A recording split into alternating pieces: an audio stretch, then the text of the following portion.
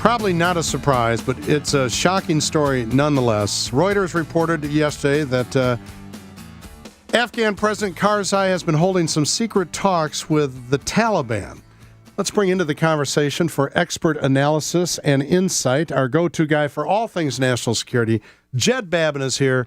Read him, of course, at the American Spectator. He is also a senior fellow with the London Center for Policy Research and a returning guest. Jed, good morning. Is this a surprise to you, sir? Not really. I think Karzai has been wanting to do this for a long time, and in fact, this may not be the first time that he's done it.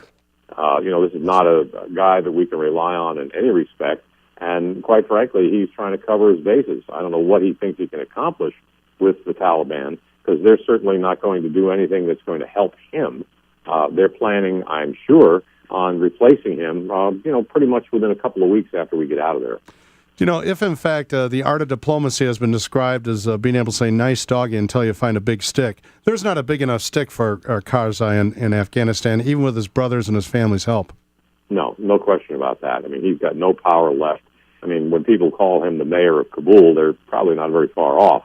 The government really does not have its writ run very far outside of Kabul, and you basically have there a tribal society, you have terrorist networks, and, the Taliban is very, very strong in those regions. How's he going to survive without getting the bags and suitcases full of cash from Americans? Yeah, I don't think he will.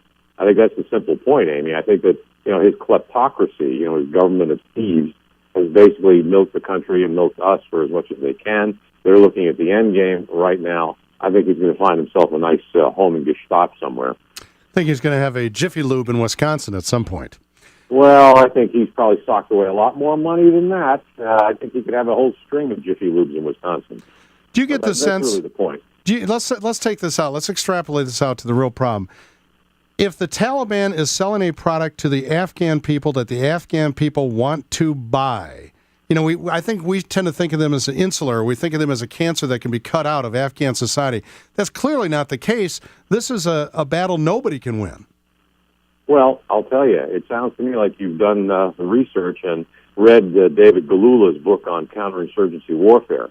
That's basically the point. If an insurgent is offering something that the counterinsurgent can't, a system of government, a system of beliefs, whatever you have, that's a really insurmountable problem for the counterinsurgent. Karzai is the counterinsurgent. We were the counterinsurgent.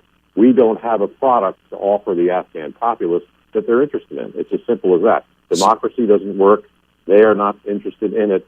And what they're interested in is a brand of Islam that they really have as their own ideology and as their own system of government. It's, not a whole lot more complicated than that. So then why don't we lay down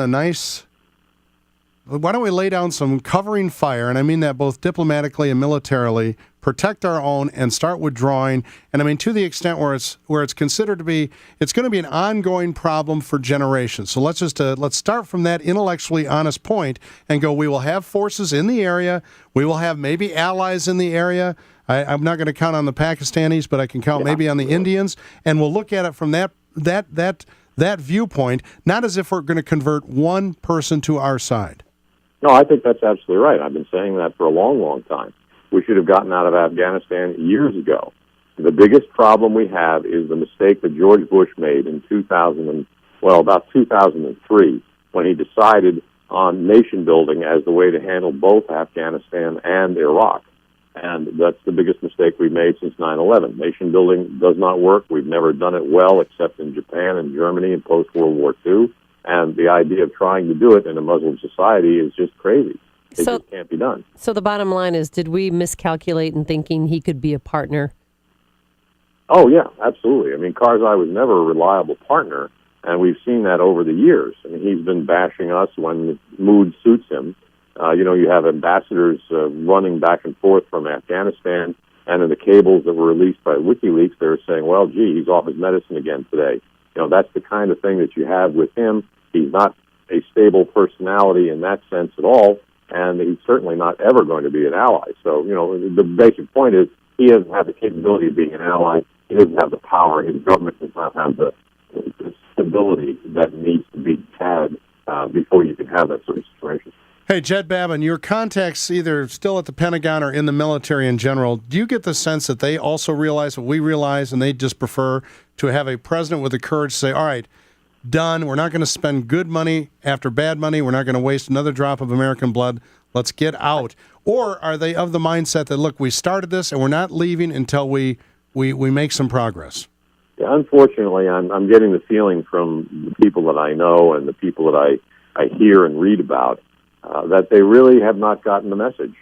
You still have this counterinsurgency, nation-building strategy embedded there.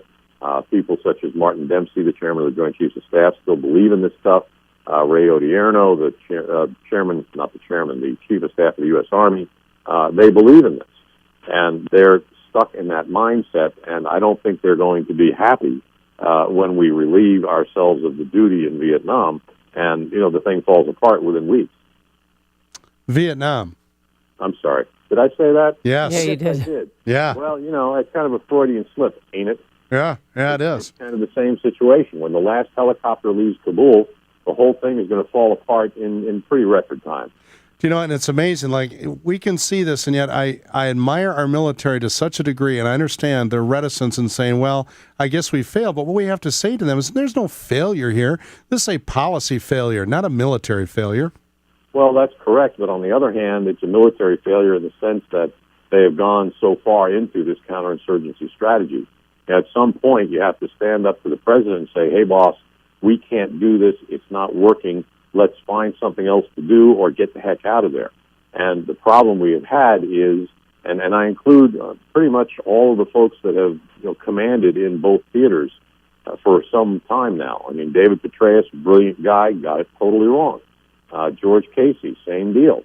I mean, these guys really went along with the president when he wanted to do this counterinsurgency strategy. And at some point, you have to say, as a matter of honor, Mr. President, I can't do this anymore. I'll resign if you don't quit. And that's fine. I mean, that's what you do when that situation arises. But none of them have done that. Jed, we'll leave it there for this morning. Excellent analysis. There's so much to talk about nowadays, but we can't take our focus off Afghanistan entirely, even with everything we have to talk about domestically and politically. It's still where we bleed blood and money. Amen. That's the most important thing in the world. Jed, thank you very much for your expertise. We'll have you back soon. Thanks, guys. Bye-bye. Jed Babbin, follow him at the American Spectator, great columnist, former Pentagon official. He joined us on our Turnkey.pro answer line.